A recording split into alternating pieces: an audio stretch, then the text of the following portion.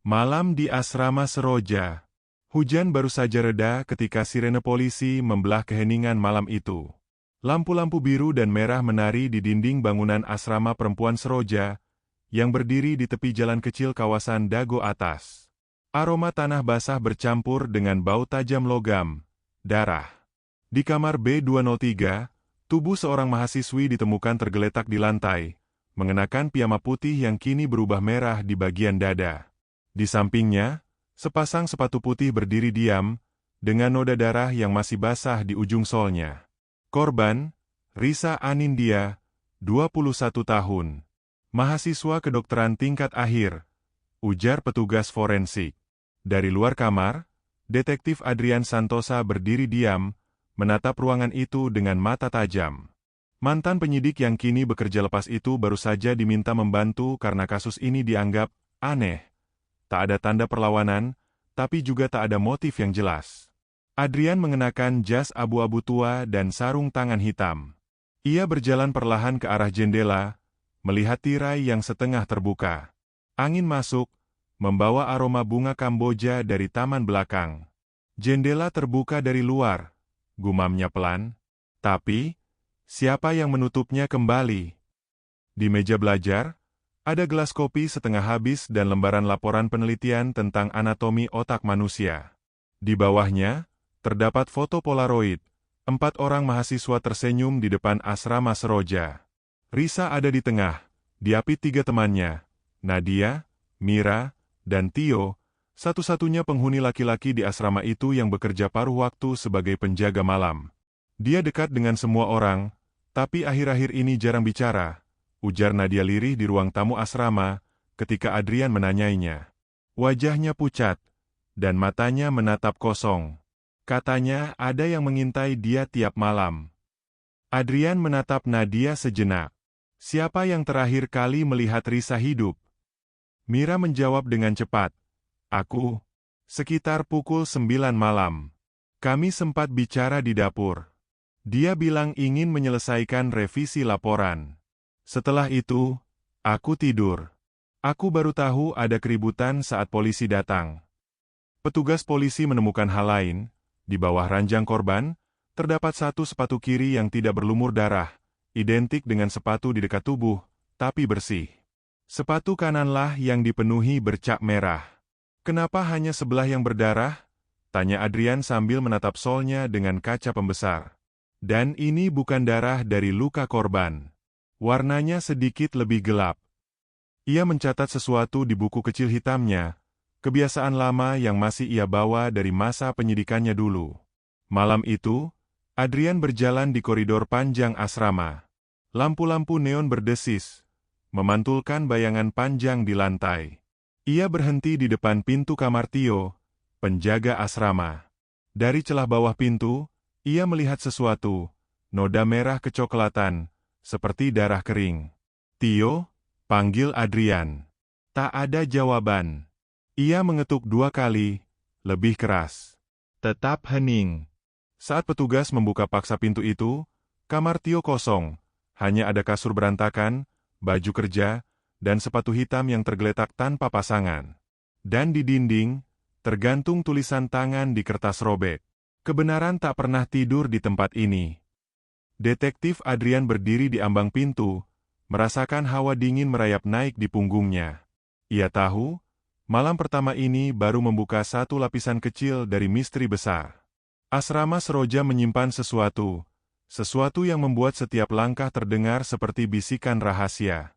Lampu padam sesaat, dan suara dentingan kecil terdengar dari ujung koridor, seperti sepatu berdarah yang menyeret lantai basah. Adrian menatap ke arah gelap itu, lalu berbisik. Baiklah, Risa. Aku akan temukan siapa yang membuatmu diam selamanya. Sepatu putih di koridor gelap. Pagi datang dengan kabut tipis yang masih menggantung di halaman belakang asrama Seroja. Polisi sudah menurunkan garis kuning di setiap sudut gedung. Wartawan mulai berdatangan, tapi tak satu pun diizinkan masuk. Di tengah kesibukan itu, Detektif Adrian Santosa berdiri di depan papan putih yang baru ia pasang di ruang tamu asrama, menempelkan foto-foto dari TKP, tubuh korban, sepatu berdarah, jendela yang terbuka, dan foto Polaroid 4 orang sahabat itu. Ia menuliskan satu kalimat besar di tengah papan. Sepatu kanan berdarah. Sepatu kiri bersih. Artinya, pelaku hanya memegang atau memindahkan satu sepatu. Tapi kenapa? Gumamnya pelan. Adrian lalu meminta izin memeriksa ulang kamar korban. Ia memperhatikan posisi tubuh Risa di foto forensik.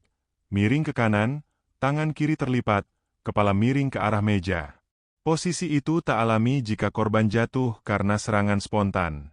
Ia menebak, tubuh korban sudah dipindahkan setelah kematian.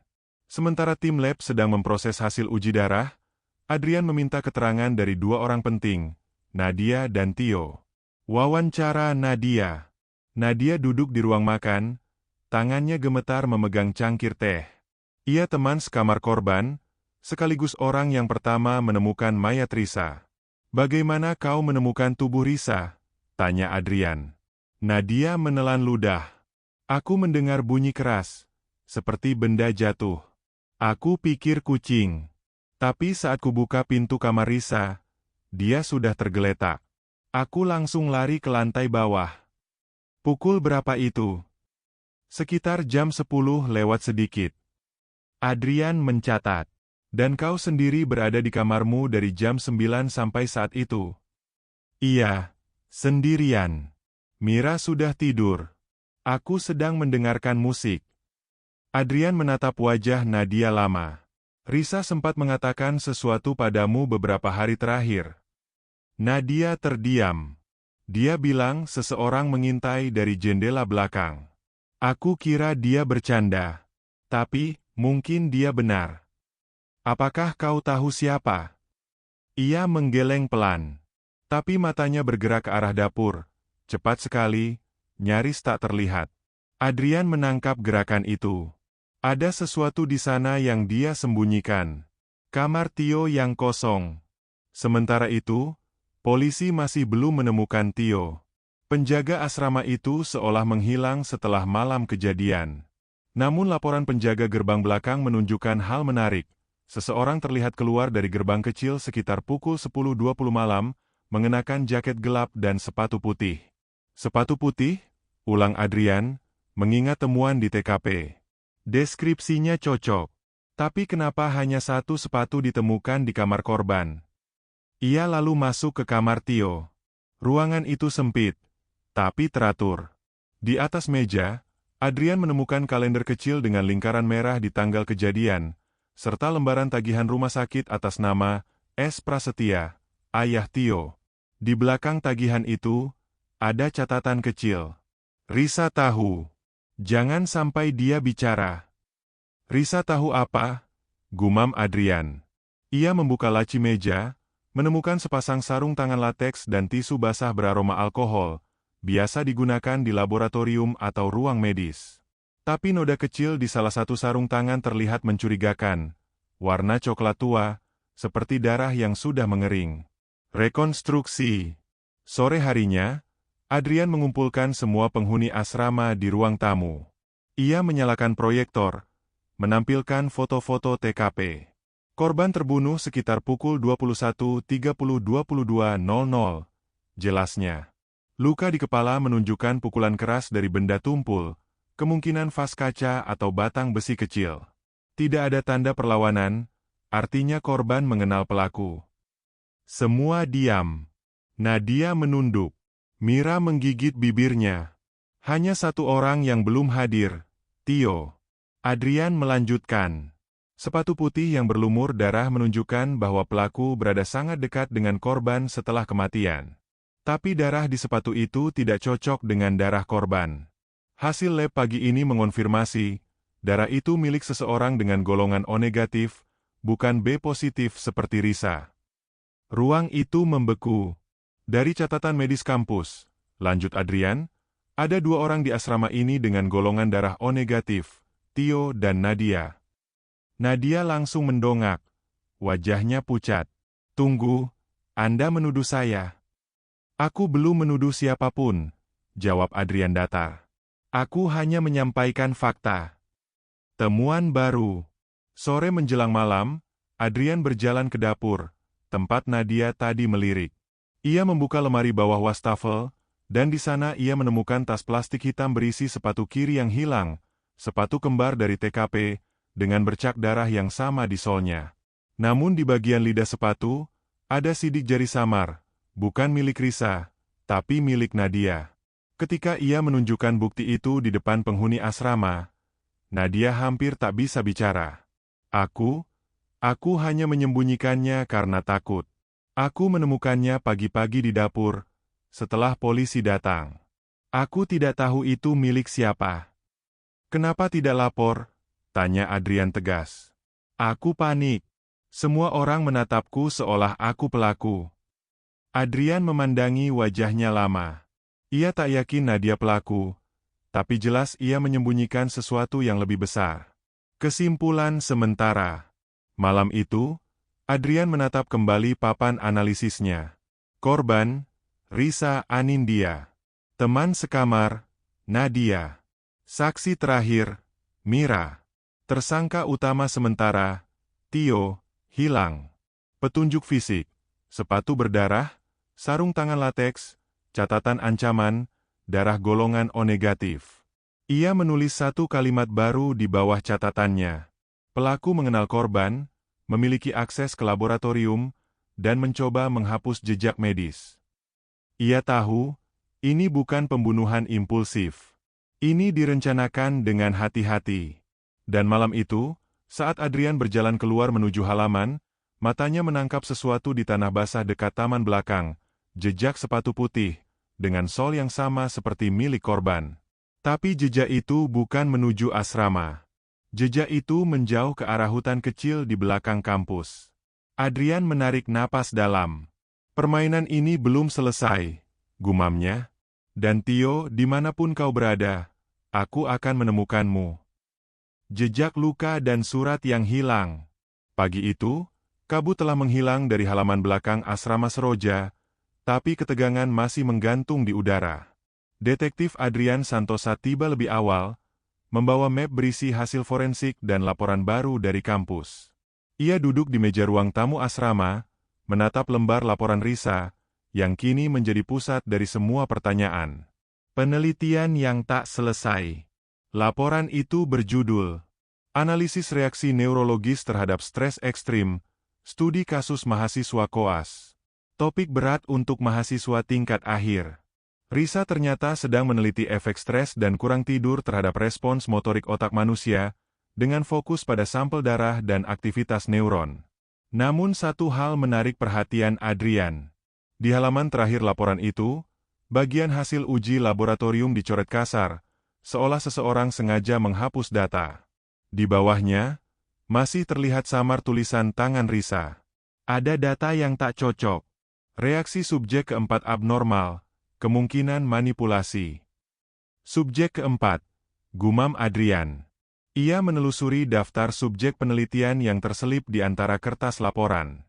4 nama tercantum di sana, Mira, Nadia, Risa sendiri, dan Tio. Artinya, Risa bukan hanya meneliti, tapi juga melibatkan teman-temannya sebagai subjek eksperimen. Luka yang tak biasa. Hasil autopsi resmi baru saja dikirim pagi itu.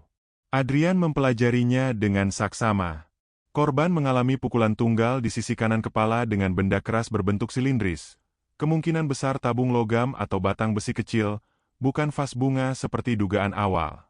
Luka tersebut cukup presisi dan dilakukan dengan kekuatan terarah, bukan serangan acak. Pelaku tahu titik lemah anatomi kepala, ucap Adrian dalam hati. Bukan hanya kuat, dia paham struktur tubuh manusia. Lalu ia teringat, ketiga penghuni asrama itu semuanya mahasiswa kedokteran. Setiap orang di tempat ini tahu cara memukul tanpa meninggalkan banyak luka tambahan. Surat yang hilang. Sore harinya, Mira datang ke ruang penyelidikan kecil yang disiapkan di asrama. Aku menemukan ini di loker Risa, katanya, menyerahkan amplop putih yang ujungnya sudah robek. Di dalamnya, hanya tersisa setengah lembar kertas bertuliskan tangan halus. Aku tahu tentang laporan darah itu. Kalau mereka tahu apa yang kau temukan, kau bisa dalam bahaya. Simpan hasilnya di tempat aman, Risa. Tak ada tanda tangan, tak ada tanggal. Namun tinta pena yang digunakan identik dengan tulisan Risa di laporan penelitian. Adrian bertanya, "Kau yakin hanya ini yang tersisa?" Mira mengangguk. "Aku menemukan setengahnya di bawah tumpukan buku, mungkin sobek waktu penyelidikan pertama." Adrian menyandarkan tubuhnya ke kursi. Kalau benar, berarti Risa menemukan sesuatu, mungkin manipulasi data medis, sesuatu yang melibatkan orang lain. Koneksi yang mulai terlihat. Beberapa jam kemudian, Adrian kembali ke kampus tempat Risa belajar. Ia menemui dokter pembimbing proyek penelitian itu, Dr. Karima Setiawan. "Risa anak pintar, teliti," kata dokter Karima. "Tapi 2 minggu terakhir dia gelisah. Katanya, ada hasil darah salah satu subjek yang tidak mungkin. Ia curiga ada manipulasi di laboratorium. Saya sarankan ia bicara ke pihak kampus, tapi ia malah berkata ingin memastikan dulu."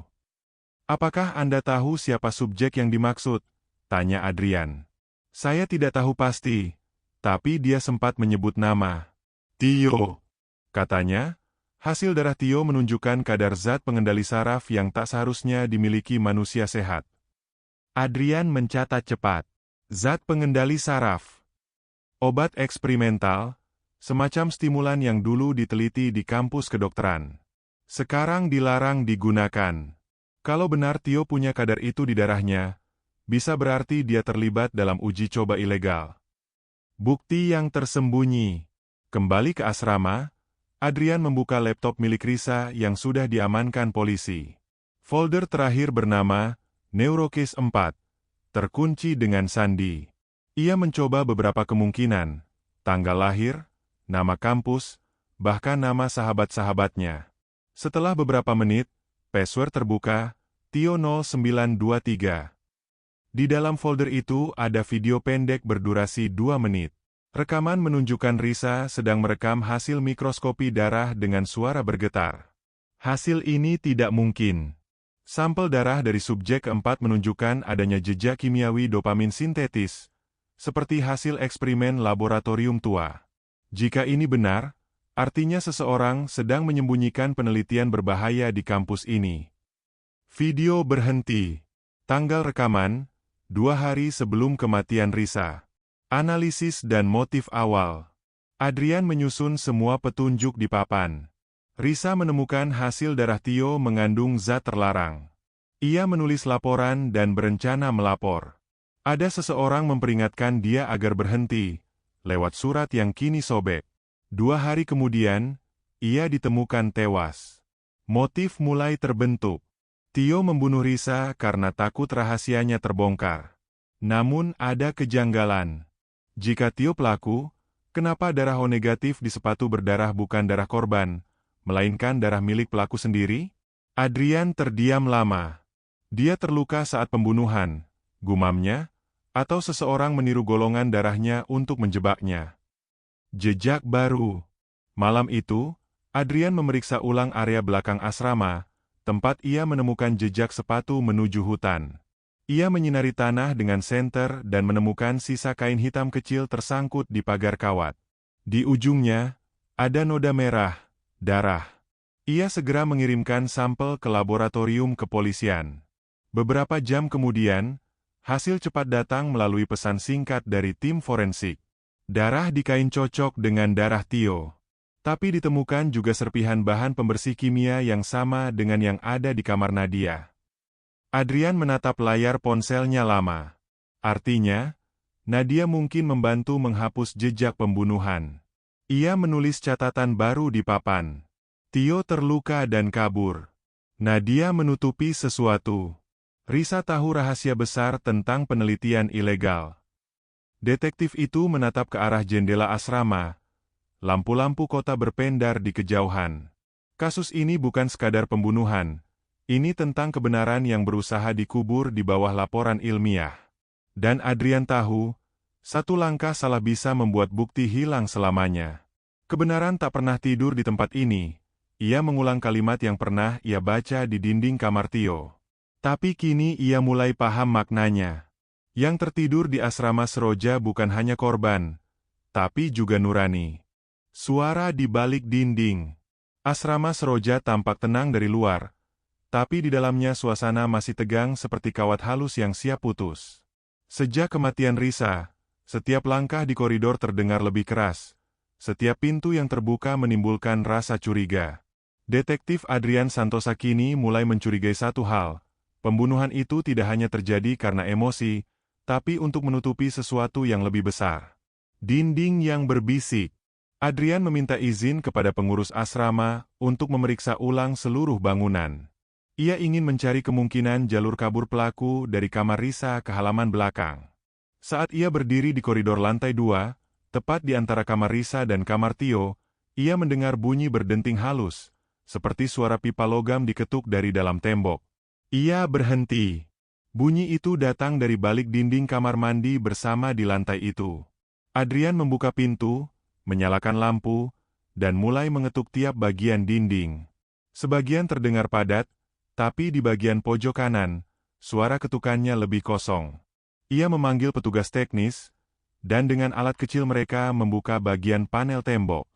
Ternyata di balik lapisan semen itu ada ruang sempit selebar 1 meter, memanjang seperti lorong servis pipa air. Lorong itu gelap dan berdebu, tapi jelas pernah dilalui orang. Ada jejak kaki berlumpur yang masih baru, mengarah ke ujung ruangan di mana terdapat pintu besi kecil, terhubung ke taman belakang. Adrian menyalakan senter, menunduk, dan menemukan kain perban berdarah di lantai. Warna darahnya sudah mengering, tapi cukup jelas, golongan O negatif. Jadi Tio memang kabur lewat sini, gumamnya. Tapi seseorang tahu dan membiarkan dia pergi. Catatan di bawah tempat tidur. Sore harinya, Adrian kembali memeriksa kamar Nadia. Ia tak ingin menuduh, tapi setiap bukti kecil yang ia temukan justru mengarah ke sana. Di bawah tempat tidur Nadia, ia menemukan buku catatan kecil berwarna biru. Di dalamnya tertulis beberapa catatan harian, sebagian besar tidak penting, tapi satu halaman membuatnya berhenti. Aku tahu Tio tak bermaksud membunuhnya. Risa terlalu jauh masuk ke hal yang seharusnya tidak ia buka. Aku hanya ingin menolong, tapi semua jadi berantakan. Adrian memejamkan mata sejenak. Kata-kata itu cukup untuk membuktikan bahwa Nadia mengetahui kejadian malam pembunuhan, bahkan mungkin membantu pelaku melarikan diri. Rekonstruksi jalur pelarian. Dengan peta asrama di tangannya, Adrian mulai menelusuri kemungkinan jalur Tio dari kamar Risa hingga ke hutan belakang. Tio masuk ke kamar Risa sekitar pukul 21.30 malam melalui jendela yang terbuka.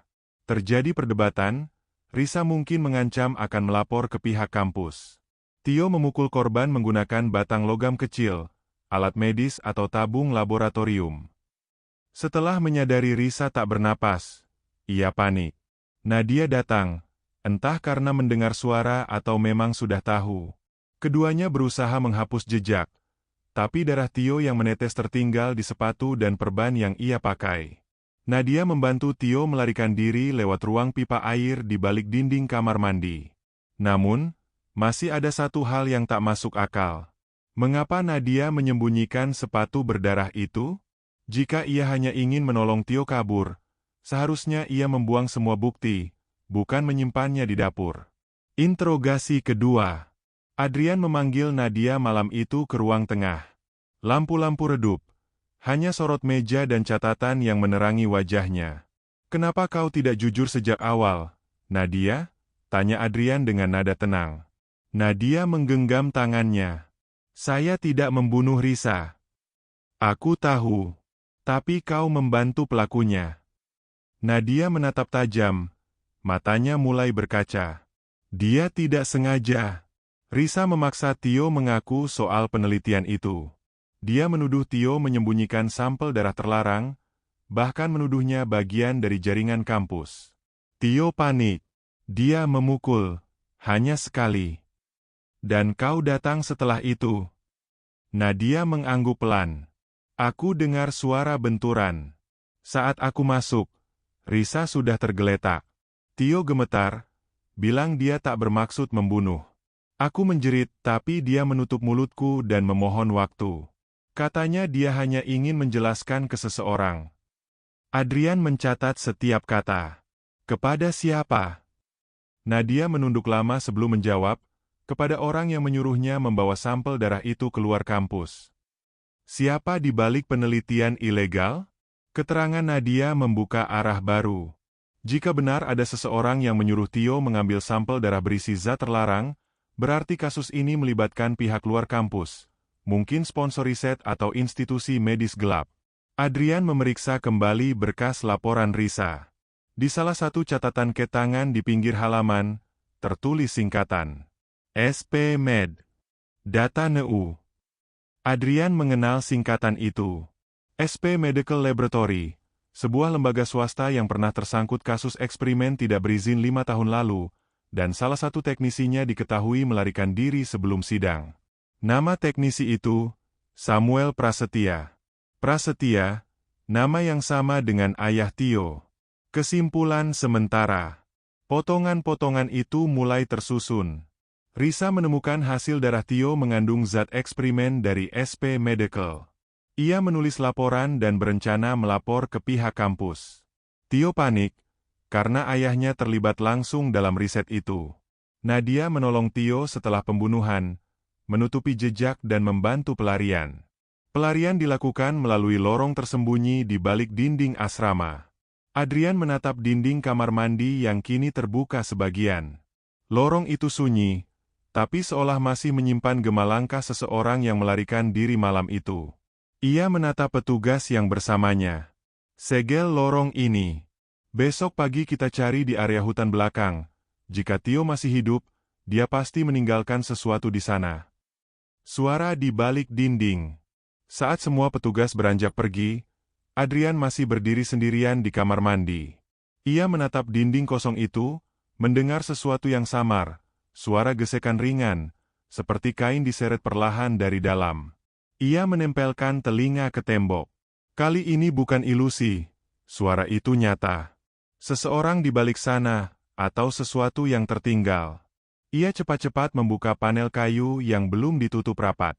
Di dalam, hanya ada ponsel rusak yang terjatuh ke lantai. Layarnya retak, tapi masih bisa dinyalakan. Di layar itu, satu pesan belum terkirim. Adrian, jika kau membaca ini, berarti aku gagal menyembunyikan semuanya. SP Medical bukan hanya ayahku. Pesan itu ditulis atas nama pengirim, Tio Prasetya. Adrian terdiam lama. Angin malam masuk melalui jendela kecil, membawa aroma lembab dari taman. Ia kini tahu, pembunuhan Risa hanyalah permulaan dari rantai panjang kejahatan ilmiah yang melibatkan keluarga, kampus, dan laboratorium tersembunyi. Dan di balik semua itu, suara dari dalam dinding masih terngiang di kepalanya, suara langkah yang belum berhenti. Tak ada tempat yang benar-benar sunyi bagi kebenaran, gumam Adrian. Bahkan dinding pun bisa menyimpannya. Rahasia di balik foto lama. Pagi itu, hujan turun perlahan di halaman kampus kedokteran. Langit kelabu seolah ikut memendam rahasia yang mulai terkuak. Detektif Adrian Santosa berdiri di ruang arsip kampus, menatap tumpukan map penelitian lama. Ia mencari satu nama, Samuel Prasetya, mantan teknisi SP Medical Laboratory, sekaligus ayah dari Tio. Namun di antara lembaran itu, sesuatu yang lebih kecil menarik perhatiannya. Foto Polaroid 4 sahabat, Risa, Nadia, Mira, dan Tio. Foto yang dulu ia temukan di meja korban.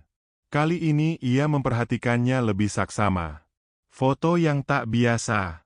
Awalnya tampak seperti foto biasa. 4 mahasiswa tersenyum di depan asrama Seroja. Tapi di pojok bawah foto itu, tergores tulisan tangan samar. Hari pertama proyek NU dimulai. Adrian menajamkan pandangan.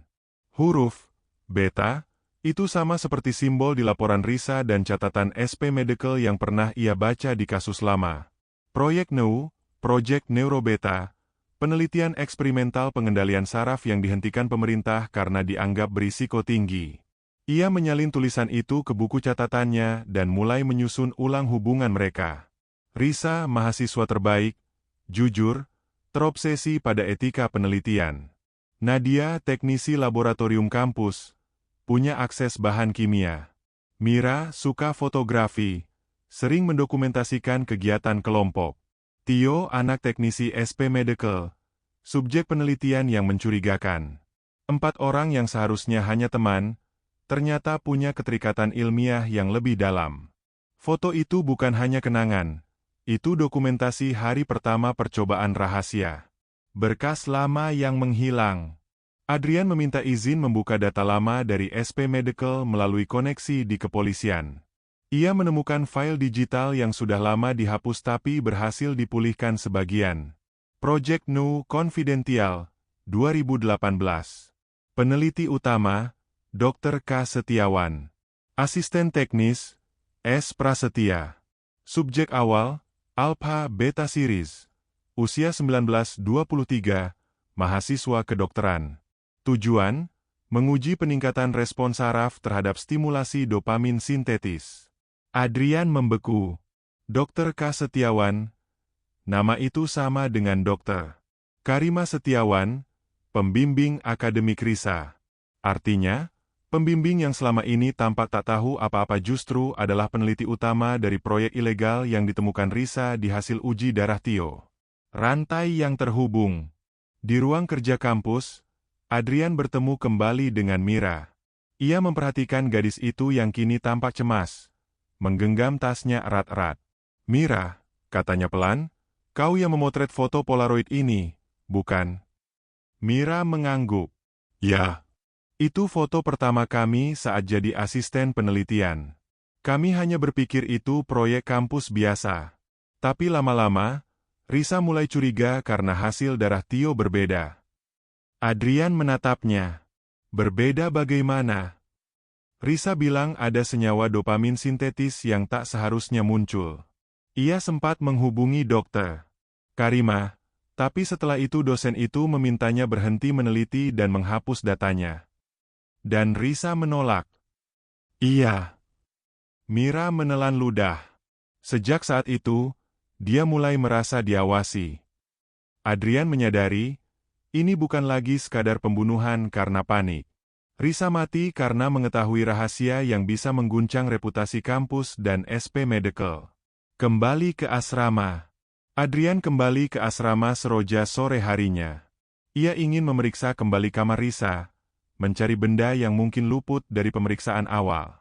Di bawah laci meja belajar, ia menemukan bingkai foto, bingkai yang sama dengan tempat Polaroid itu dulu berada. Namun bagian belakang bingkai terasa agak tebal. Ia membuka segelnya, dan di dalamnya terdapat keping flash disk kecil. Begitu dicolok ke laptop, muncul folder dengan nama sama, Nowhere. Isi di dalamnya, rekaman video berdurasi 5 menit. Dalam video, Risa terlihat duduk di ruang lab sederhana, berbicara ke kamera dengan suara tenang tapi tegas. "Jika video ini ditemukan, berarti aku gagal menyelamatkan dataku. Aku menemukan bukti bahwa Project Nu masih berjalan, disamarkan sebagai penelitian kampus. Data Tio menunjukkan penggunaan formula kimia 07 dari SP Medical. Aku curiga pembimbingku, Dr. Karima, masih bekerja sama dengan pihak luar untuk melanjutkan eksperimen. Tolong jangan diam." Adrian mematikan video itu perlahan. Tangannya menggenggam erat pena di meja. Jadi, pembimbingnya sendiri yang memanfaatkan mahasiswa sebagai subjek uji coba. Analisis dan keputusan. Kini, semua potongan mulai menyatu. SP Medical menjalankan proyek pengendalian saraf secara ilegal. Dr. Karima menggunakan mahasiswa asuhannya sebagai subjek tersembunyi. Risa menemukan bukti dan mencoba melapor. Tio, anak teknisi SP Medical, dipaksa diam, dan saat konflik terjadi, ia membunuh Risa tanpa rencana. Nadia membantu menutupi karena takut masa depan mereka hancur. Mira mungkin satu-satunya saksi yang masih bisa menjelaskan keseluruhan hubungan mereka. Namun Adrian tahu, jika benar Karima terlibat, kasus ini lebih dari sekadar kriminal biasa. Ini bisa menyeret nama besar kampus, bahkan lembaga penelitian nasional. Ia menatap foto 4 sahabat itu sekali lagi. Wajah-wajah muda yang dulu penuh semangat kini tinggal 3 orang yang hidup dalam ketakutan. Dan di balik senyum mereka, tertulis simbol kecil, NEU. Langkah selanjutnya. Malamnya, Adrian menghubungi kepala penyelidikan untuk mengajukan surat perintah penangkapan awal terhadap Dr. Karima Setiawan, dengan tuduhan manipulasi data ilmiah dan keterlibatan tidak langsung dalam kasus pembunuhan Risa Anindya. Namun sebelum surat itu disetujui, sebuah pesan masuk ke ponsel Adrian, nomor tak dikenal. Berhenti cari tahu, Santosa.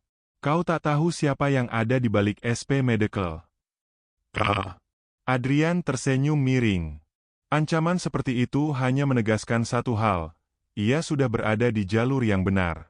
Ia menatap papan bukti di ruangnya, menempelkan foto Polaroid di tengah dengan spidol merah.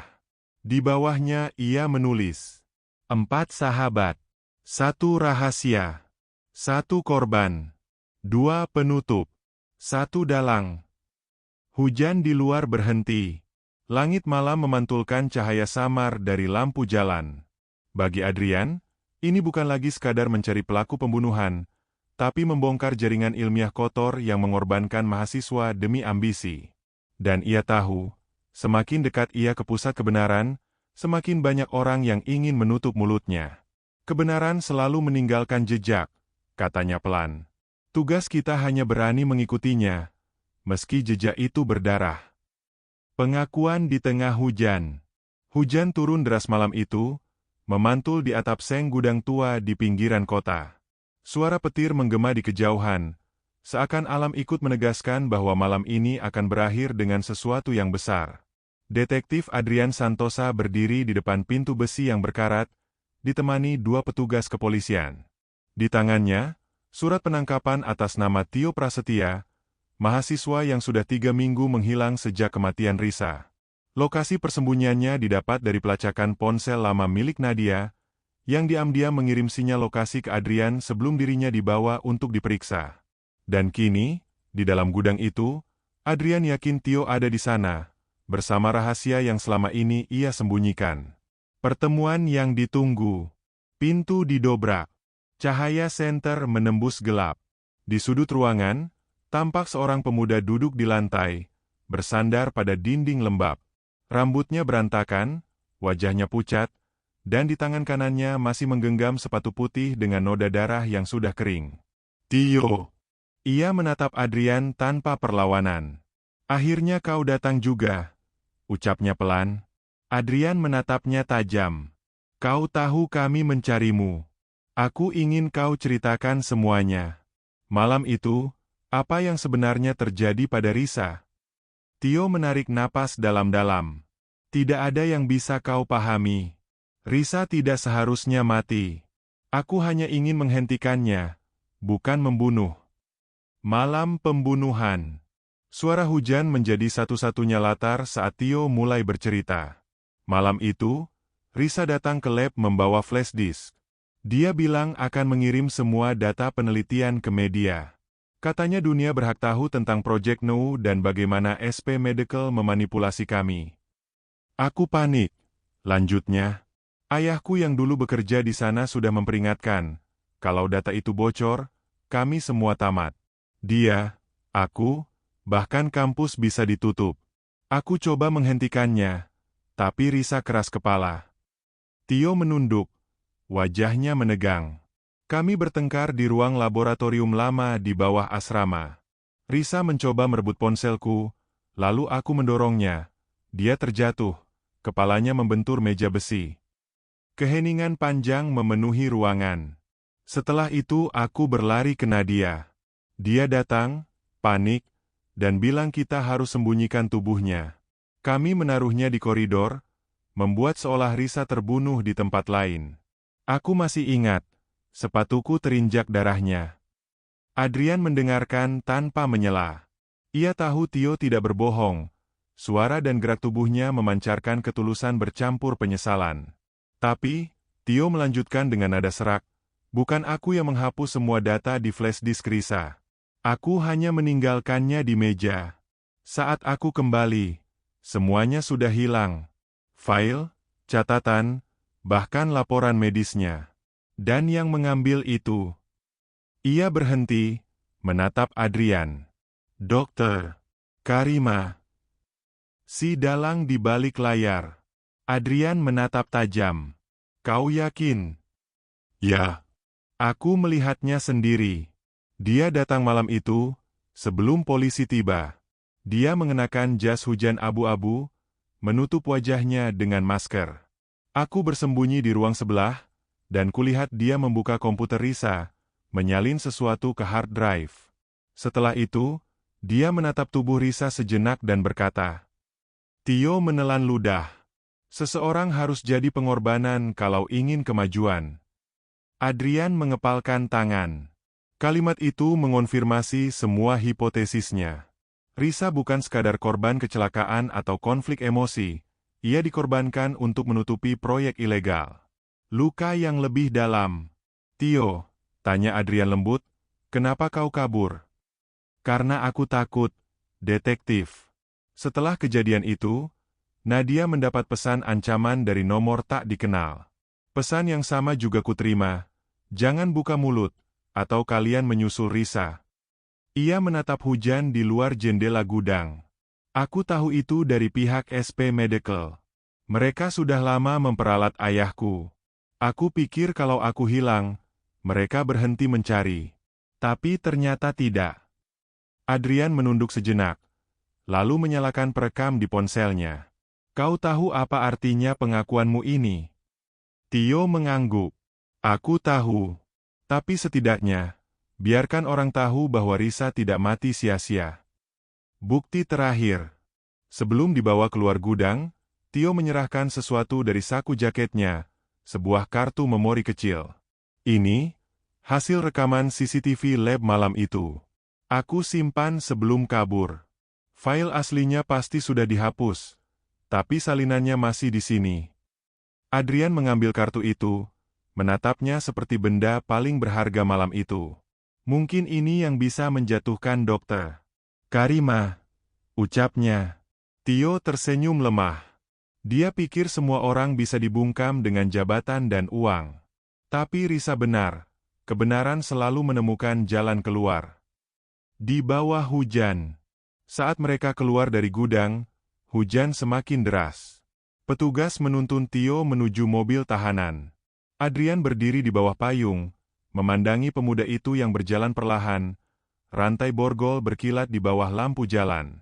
Tio menatap balik dan berkata lirih, nyaris tak terdengar oleh siapapun kecuali Adrian. Aku bukan pembunuh, detektif. Aku cuma manusia yang terlambat menghentikan kebohongan. Adrian hanya mengangguk pelan. Aku tahu. Ia menatap jauh ke jalan basah yang mengarah ke kampus. Di sanalah, menurutnya, babak terakhir dari semua ini akan ditutup, bukan di gudang, bukan di pengakuan, tapi di pengadilan yang akan memaksa kebenaran keluar dari balik nama besar SP Medical dan Dokter Karima. Kesimpulan malam itu. Di mobil, Adrian menulis laporan singkat di buku catatannya. Korban, Risa Anindya. Pelaku utama, Tio Prasetya, tidak terencana. Penyerta penutupan, Nadia Sasmita. Dalang penyembunyi data, Dr. Karima Setiawan. Motif, penutupan bukti proyek Neurobeta ilegal. Ia menutup buku itu dan menatap keluar jendela, di mana lampu jalan berpendar di genangan air. Di pikirannya, hanya ada satu kalimat. Tak ada kebohongan yang bisa bertahan lama di hadapan air hujan dan cahaya. Namun Adrian tahu, meski malam ini satu pengakuan telah lahir, perang yang lebih besar baru saja dimulai. Karima masih bebas. SP Medical masih berdiri. Dan Risa masih menunggu keadilan yang belum benar-benar datang. Bayangan di balik nama. Langit pagi itu berwarna abu-abu pucat. Gedung Pengadilan Negeri Jakarta tampak megah dan dingin di bawah bayangan awan. Detektif Adrian Santosa berdiri di anak tangga paling bawah, menatap ke atas, ke tempat di mana kebenaran akan diuji bukan oleh peluru, tapi oleh kata-kata dan bukti. Di tangannya, sebuah flash disk hitam, bukti terakhir dari kasus Risa Anindya. Video CCTV malam pembunuhan, hasil rekaman laboratorium yang menunjukkan Dr. Karima Setiawan datang setelah kematian Risa dan menyalin file penelitian ke hard drive eksternal. Hari ini, Adrian tidak hanya melawan satu orang. Ia melawan nama besar SP Medical, lembaga riset yang berpengaruh dan memiliki jaringan sampai kementerian. Pengadilan yang sunyi. Ruang sidang dipenuhi wartawan dan pejabat kampus. Di sisi kiri duduk Dr. Karima, elegan dalam setelan abu-abu muda, wajahnya tenang seolah kasus ini hanya kesalahpahaman administratif. Di sisi kanan, Adrian duduk bersama jaksa, membawa map berisi bukti forensik, laporan digital, dan rekaman Tio. Ketika sidang dimulai, suasana tegang. Jaksa membuka dengan lantang. Kami menghadirkan bukti bahwa korban Risa Anindya dibunuh setelah menemukan data ilegal penelitian Project Neurobeta yang dijalankan SP Medical dan difasilitasi oleh terdakwa, Dr. Karima Setiawan. Karima tersenyum tipis. Saya tidak mengenal proyek itu. Semua tuduhan ini hanya rekaan. Namun Adrian tahu, senyum itu bukan tenang, melainkan terlatih. Ia menunggu saatnya tiba. Bukti yang tak terbantahkan. Saat giliran Adrian diminta memberikan kesaksian, ruang sidang hening. Ia berdiri, menatap hakim dengan suara mantap. Saya bukan jaksa, bukan pengacara. Saya hanya seorang penyidik. Tapi saya percaya bukti tak pernah berbohong. Ia mengeluarkan flash disk, menancapkannya ke layar proyektor. Rekaman berputar, ruang laboratorium tua. Di sana, tubuh Risa tergeletak. Tak lama kemudian, sosok Dr. Karima masuk, menatap sekeliling, lalu menyalin file ke hard drive sebelum pergi tergesa. Ruangan mendadak riuh. Wartawan berbisik, beberapa anggota dewan kampus saling pandang panik. Karima berdiri, mencoba menyangkal. Itu editan. Semua video bisa dimanipulasi. Namun Adrian menimpali pelan tapi tajam, kami sudah lakukan verifikasi forensik digital. Metadata menunjukkan video direkam langsung dari kamera lab SP Medical. Waktu dan lokasi sesuai dengan data akses kunci Anda malam itu. Hening. Untuk pertama kalinya, ekspresi Karima berubah. Bukan lagi dingin, tapi cemas. Rantai yang runtuh. Setelah video itu diputar, efek domino mulai terjadi. Beberapa staf SP Medical dipanggil untuk bersaksi. Seorang teknisi, dengan suara bergetar, mengaku bahwa mereka menerima perintah dari Karima untuk mengamankan semua data Risa sebelum polisi tiba. Mereka tidak tahu Risa sudah meninggal. Mereka hanya diperintah menyalin dan menghapus. Sidang berlangsung selama berjam-jam. Karima berusaha memutarbalikkan narasi, menyebut Risa terobsesi dengan teori konspirasi, menyalahkan Tio, bahkan menuding Adrian telah membuat narasi dramatis untuk kepentingan media. Namun setiap kalimatnya dipatahkan oleh bukti, log, dan kesaksian yang disusun Adrian dengan cermat. Di ujung hari, hakim akhirnya membacakan keputusan sementara. Terdakwa Dr. Karima Setiawan dinyatakan terlibat dalam penutupan bukti dan penyalahgunaan wewenang penelitian. Persidangan lanjutan akan menentukan tingkat hukuman. Adrian menghela napas panjang. Bukan kemenangan total, tapi cukup untuk menyingkap tirai yang selama ini menutupi kejahatan ilmiah. Setelah sidang, beberapa hari kemudian, Adrian berdiri di depan papan koran di dekat kafe kecil kampus. Berita utama. SP Medical dihentikan sementara. Dr. Karima diperiksa. Mahasiswa Risa Anindya dinyatakan korban penelitian ilegal. Detektif Santosa, kebenaran tak perlu panggung, cukup kesempatan untuk didengar. Ia menatap headline itu lama. Di saku jasnya, masih ada Polaroid 4 sahabat yang dulu ia temukan, kini kusam, ujungnya mulai sobek. Ia menatap wajah Risa di foto itu. Sudah selesai, gumamnya, meski dalam hati ia tahu, belum sepenuhnya. Karena di dunia seperti ini, keadilan jarang berakhir di ruang sidang. Kadang, ia hanya berpindah bentuk, dari laporan polisi menjadi pelajaran moral, dari darah di lantai menjadi nama di jurnal ilmiah. Refleksi, nama dan bayangan. Malam itu, Adrian berjalan sendirian di halaman kampus yang kini sepi. Lampu jalan memantulkan cahaya ke aspal basah. Di kejauhan, bangunan laboratorium yang dulu menjadi tempat tragedi Risa berdiri sunyi, bagai saksi bisu. Ia menyalakan rokok, menatap ke langit yang perlahan jernih. Dalam hatinya, ia tahu, setiap nama besar selalu memiliki bayangan, dan semakin besar nama itu, semakin gelap bayangannya. Risa hanyalah satu dari sekian banyak yang tertelan oleh ambisi ilmiah tanpa etika. Dan tugas orang sepertinya bukan menghentikan dunia, tapi mengingatkan dunia bahwa manusia masih punya hati. Ia menulis catatan terakhir di buku lapangan. Kebenaran bukan soal menang atau kalah, tapi tentang keberanian untuk tetap jujur saat semua orang memilih diam. Keesokan harinya, di taman belakang asrama Seroja, Nadia dan Mira datang meletakkan bunga di bangku tempat Risa dulu suka membaca. Mereka saling diam, hanya membiarkan angin pagi membawa aroma hujan semalam. Dari kejauhan, Adrian memperhatikan. Ia tidak mendekat, hanya menunduk pelan, memberi penghormatan terakhir pada seseorang yang sempat dianggap gila hanya karena ingin jujur. Sepasang burung terbang melintas di langit, meninggalkan jejak putih samar di udara. Keadilan tak selalu datang cepat, katanya dalam hati, tapi ia selalu datang untuk yang berani menunggunya. Dan dengan itu, kasus sepatu berdarah resmi ditutup. Namun bagi Adrian Santosa, setiap kasus hanyalah satu bab dari buku besar tentang manusia, buku yang tak pernah benar-benar selesai, karena bayangan di balik nama selalu menunggu untuk disingkap lagi.